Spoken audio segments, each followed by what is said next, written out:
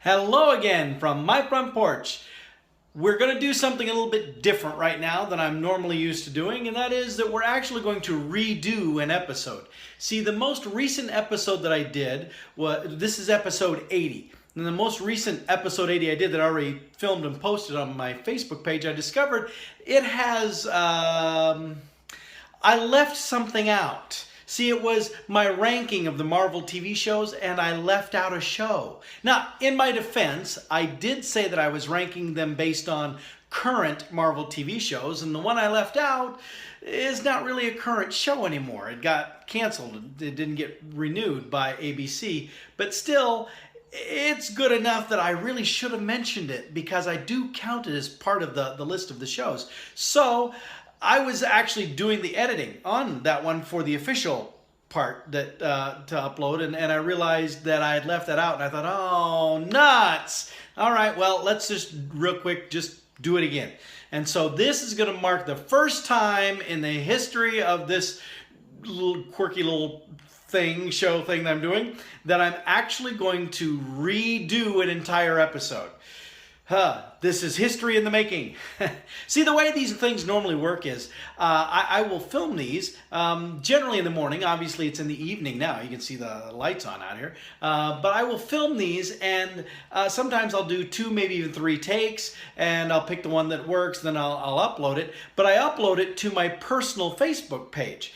And so anyone who's friends of mine on Facebook, they get to see the initial raw, unedited video that gets uploaded. But then I take that video and I do editing to it, add titles to it, sometimes insert some other stuff. Like when we were talking about the stuff with Supernatural and Walking Dead, and I inserted some video clips. Or like on this one, as I get talking about the things, you're going to see that I'm going to insert different graphics that'll go along with what we're talking about in this episode. But still, I do that stuff, and then that version, the one that's edited, is what gets uploaded to the YouTube channel for Hello From My Front Porch, which if you're not subscribed to that YouTube channel, get on the ball, get in there and get yourself subscribed. But anyway, so that official one then gets uploaded, and it should be the same video as was uploaded to Facebook. And so this one will be, but there's not going to be 2 of these out there, 2 of on my personal page, 2 of this particular segment one. Only this is the real one. You know it's the real one because I'm saying this is the real one. So anyway, episode 80, and we're going to talk about ranking the Marvel TV shows, and now we're going to talk about 6 of them, not just the 5 that was in the other video. So first off, number 1 is still, I believe, is still Agents of S.H.I.E.L.D. Agents of S.H.I.E.L.D. to me is still the flagship, and it's the best of the bunch, and I really am excited about it. In fact, there'll be a new episode on here tonight that I'm looking forward to watching, that they got some really cool stuff going on the show now. Now, of course, Agents of S.H.I.E.L.D. is based around the Agent Phil Coulson character. Now, he showed up in the Marvel movies, and Iron Man movies, and Thor, and he was in Avengers, but he died in Avengers. I remember his death is what galvanized all of the other Avengers to rise to the occasion and join together and fight the alien horde that was coming in from the sky and destroying part of New York City. But as is the case with anyone in the comics, just because you die doesn't mean you stay dead. And Phil Coulson did not stay dead. He was a fairly well-liked and popular character, even though he's a minor character basically in the movies, but still he's brought back, and they explain how that happens in the TV show. And in fact, he didn't even know how he came back. That was one of the plot lines, was him discovering what had happened. Just, you know, the joys of alien technology. But so Phil Coulson is brought back, and he's heading up and originally he was heading up a team of S.H.I.E.L.D. agents. And then with the events of Captain America Winter Soldier, in which we found out that Hydra had infiltrated every level of S.H.I.E.L.D. and S.H.I.E.L.D. imploded and was publicly disgraced and destroyed, Coulson and his team then went underground, and Nick Fury, the character played by Samuel L. Jackson in the movies, who was the director of S.H.I.E.L.D., decided to go into hiding, decided to kind of go on the run into hiding, and he in turn basically handed the keys over to Coulson and said, you're the director now. And so Coulson became the director of basically Renegade S.H.I.E.L.D. because they were underground. And so that was what was happening with S.H.I.E.L.D. at that point in time. Now, I liked that. And I should say that since then, S.H.I.E.L.D. has come out of the shadows now, again, with the events of Captain America Civil War. We got to see that S.H.I.E.L.D. Is back public, but now it's, got a new face, new identity, kinder, gentler kind of thing. And of course, Phil Coulson is still considered dead. Nobody publicly knows he's alive, so they have another figurehead that is in charge of S.H.I.E.L.D. But Coulson is still there, running the things behind the scenes. Anyway, I like Coulson, and I like the fact that Coulson wasn't in some spandex suit with a cape and all this kind of stuff. He was just an agent in a suit and a tie, and pretty good at what he did. So now, a couple years ago, when I went to my very first Comic-Con, people were saying, you got to dress up, you should wear a costume. And I was like, I don't exactly have the physique to be in a spandex suit, to be a superhero person like that. So I decided I'll be an agent of S.H.I.E.L.D. I could be like Phil Coulson in his suit. And I thought, nah, I don't really have the hair to be Phil Coulson. So I decided to make my own variation, my own personal character, and so I created myself this role of Paul Smith, Deputy Director of S.H.I.E.L.D. See that? See, isn't that good right there? See, yeah. See, got my badge and everything. So that was my cosplay. I wore it to my very first Comic-Con, and I've worn the outfit now a couple other times, and I'm still going to keep trotting it out when I feel the need to dress up in a suit like superhero suit thing like that. But anyway. That's all because I like Agents of S.H.I.E.L.D. I think it's a really great show. Now, they've had a couple of lemon storylines, but every show goes through peaks and valleys and stuff. But the storyline they got going on right now, I think, is really cool. It's where there's this thing, it's kind of like The Matrix, but it's called The Framework, and all of our heroes have been sucked into it, have been kidnapped and hooked up into it. And from their perception, everything is real. And supposedly when they come out of it, assuming they come out of it, they will remember everything that they did in the framework too. And there's going to be some baggage that's going to come from that, because some of the things that these heroes are doing in the framework, where the world is topsy-turvy, where Hydra is in charge and S.H.I.E.L.D. has been disbanded, some of the heroes are actually working for Hydra. And so there's going to be some interesting fallout that will come from the things they've done in there. See, that's the kind of stuff I like, that kind of character development and the kind of twisting things and doing that stuff. So that's really good. Anyway, all of that is reasons why I love Agents of S.H.I.E.L.D. Next on the list, so you got Agents of S.H.I.E.L.D. I consider top. Next on the list, Agent Carter. That's the one I left out last time because it's not on. See, Haley Atwell got a new series called Conviction that ABC wanted to do instead. Well, Conviction has now gotten canceled, so I feel sorry for Haley Atwell losing that series, but I am hopeful that maybe they'll find a way to get her back into Agent Carter, because from what I understand, she would be open to playing Agent Carter still. She liked the character, so I say, why not? Let's do this. But Agent Carter, she takes us back to the World War II era of Captain America. Now, if you remember seeing the first Captain America movie, that's where we first meet Agent Carter, or Peggy Carter, as she is at the time. She's not an agent at that point. And she works for the military, but she befriends Steve Rogers, Captain America, and of course, not surprisingly, they have romantic feelings for each other that go unrequited because Captain America gets lost in the Arctic and gets frozen in ice, not to be seen for like 70 years. And so, needless to say, Peggy is heartbroken at the loss of Captain Rogers, and so she moves on with her life and proceeds to become an agent for what's called the SSR at the time. However,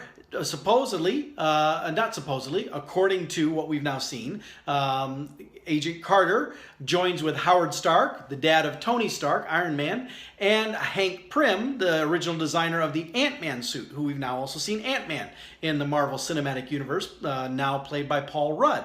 But Hank Pym, the old guy who created the suit, is still there, giving advice to and guiding young Paul Rudd's character. And so So anyway, so Peggy Carter helped create S.H.I.E.L.D. in the first place, and we've seen her at different stages of her life, and we've even seen her near the end of her life. And in Captain America, I think it was the Winter Soldier movie. They all start to blur.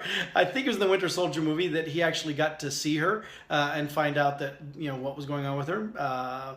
And so that was a nice little bit of closure there. But she was obviously an old woman and on her deathbed. So sad about that. But anyway, Peggy Carter, Agent Carter, I think clearly ranks too. So you got Agents of S.H.I.E.L.D., you got Agent Carter, and then after that we move into Netflix. Netflix has 4 different Marvel characters that they have created TV shows for. Now the first one they ran was Daredevil, but he's not next on my list. Next on my list is Jessica Jones. Now Jessica Jones, I think, is a fascinating character study because here you have a woman who is super strong. Supposedly she can jump really high or she can fly. Some of the comics had her flying, but I don't know if they haven't indicated that yet on the Netflix series that she could fly.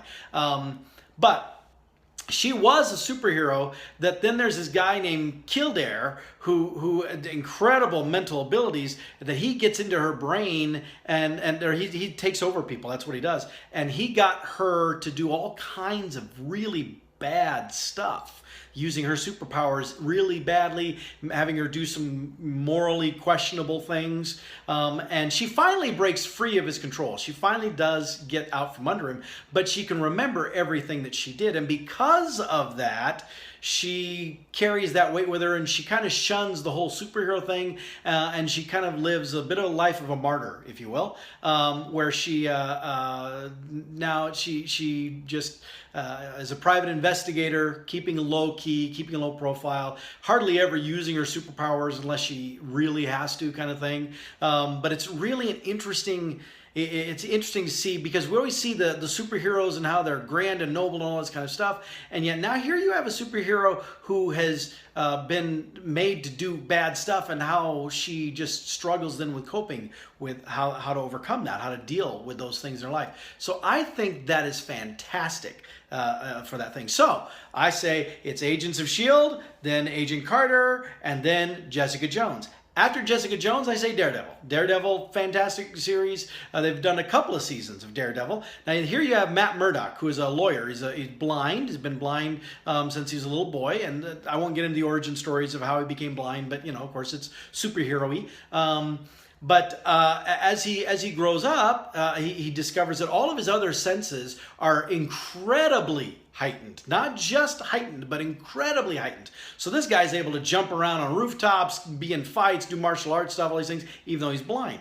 And so he becomes this vigilante. He is like the Dark Knight, not like Batman in the sense that Daredevil, he'll beat the crap out of anybody, and he's not even necessarily worried about whether if he kills them or not, if they're a really bad guy. I mean, he can get downright dark and dirty with the rest of them. In fact, in the second season, the second round that they did with him, they brought in Marvel's Punisher, the Punisher character, who is also a very dark vigilante character, and the two of them went head to head, and that was colossal. That was massive, because Daredevil is definitely a much darker, a much grittier, a much gorier series than most of the other Marvel ones, even on Netflix, have been. It's very realistic. But the writing is great. The characters are solid. It's fantastic. And so Daredevil. So you got Agents of S.H.I.E.L.D., you got Agent Carter, you got Jessica Jones, then we got Daredevil. And after Daredevil, I say Luke Cage. Luke Cage, who his superhero name would be Power Man, but that's kind of a dumb name, and so they don't use that. They just say Luke Cage. But Luke Cage, he's this black guy who is big and strong and tough, but he also is impervious. Like his skin is like, steel or something, and so he's bulletproof and all this kind of stuff. Again, Luke Cage, another one of these characters who doesn't really want to be a superhero. He's got these powers and he knows he has them, but he's not out trying to be a big superhero and he just wants to live a quiet life, look out for his family and friends. But of course, this means he's going to get in trouble and he's going to get caught in and he's going to have to use his superpowers, and people will be envious, people will be jealous, people will try to take him out. you see how this goes. And so that's pretty much Luke Cage's story. But the series they did for him was, I thought, fantastic. I thought, again, very well written, some really colorful characters, some great stories, really grabbed you and just pulled you right in. So that was good. But then there's Luke Cage. Luke Cage also developed a girlfriend, Claire Temple, who's a nurse. Now, Claire, we had seen in the other Marvel series too. In fact, she's made it through all 4 of them. Now, she's also shown up in the 4th one, Iron Fist. Iron Fist, for me, comes in last place of the Marvel shows. So you've got Agents of S.H.I.E.L.D., you've got Agent Carter, you've got Jessica Jones, you got Daredevil, you got Luke Cage, and then at the bottom you have Iron Fist. Now, it's not that it was a horrible show, but compared to the other Marvel shows, it really didn't stack up very well. I didn't think. I thought it was weak. Now, it was really slow, the first few episodes, like really slow, it felt to me. But then it began to pick up. By the middle of the series and going on to the end of it, then it was picking up, and we were getting to see some stuff. And that made it much better. But still, of all of the Marvel shows, I think it was the weakest. And so I rank it in last place for that reason. Having said that, even though it's in last place on my list, it's still better than a lot of the other schlock that's on regular television. So yeah, it's still a good show. It's just not as good as, I think, the other Marvel shows. Now, we will get to see the 4 from Netflix. Jessica Jones, Iron Fist, Luke Cage, Daredevil. We're going to see the 4 of them together in a series called The Defenders. Now, the Marvel's Defenders are kind of like the working man's Avengers. They work more at the ground level, kind of, everyman kind of situation. That'll come out supposedly in August, I believe. But you see, all 4 of the Netflix ones have all been in Hell's Kitchen, an area of New York. The same area of New York that was in Avengers, where the aliens came down from the sky. The part of New York that got destroyed and beat up pretty badly was Hell's Kitchen. And so that gets referenced a lot of tie-in between the movies and things of that nature too. So it is interesting to see how all of those things really do connect back together. Although the TV shows do a better job of connecting the movies in than the movies have done with bringing the TV show stuff in, I still wish they would do more of that. I think that would be awesome. But still, that's all one big connected universe, and so they do try to work some things together. I'm hoping to see someone from Agents of S.H.I.E.L.D. showing up on the Netflix shows, or at least on the Defenders. That would be awesome if they were able to do that. So I'm hoping that something like that will happen. Now, that's my rankings. So Agents of S.H.I.E.L.D., Agent Carter, Jessica Jones, Daredevil, Luke Cage, Iron Fist. That's my ranking, in my humble opinion. You might disagree, and if so, just note it. Let me know. Let me know that you disagree and you think that the list should be different, and give your reasons why. I'm not saying that mine are necessarily exact, although I'm pretty sure I'm right.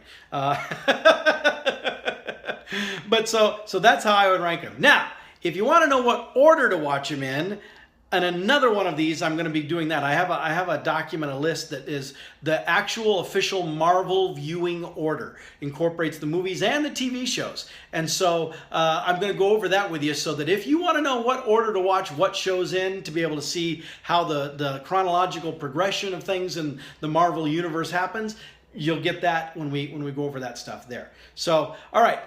I think that covers everything. I didn't actually write down everything that I said in the other version of this, so I'm hoping that I have covered everything. Yeah, I think I have. So with that being the case, I'm going to go ahead and let you go because I want to get downstairs and get ready for when Agents of S.H.I.E.L.D. come on. I have plenty to watch until then, though, because BBC America is now running a Doctor Who marathon, the Doctor Who takeover, because we gear up for this Saturday. Doctor Who returns, new episodes of Doctor Who. Woohoo! So I'm looking forward to that. And so BBC America is finally running Doctor Who. I get tired of all the other stuff they run on BBC America that is not BBC at all. It's far more America. I don't understand that. I got BBC America to watch Doctor Who, and it's running right now. So I'm going to get back downstairs and watch Doctor Who on my big TV with my surround sound and watch that until it's time for the new Agents of S.H.I.E.L.D. and then I'm watching that puppy. So anyway, I'm going to get downstairs, get going on that, get editing on this new version of the video too. And I will see you next time from my front porch.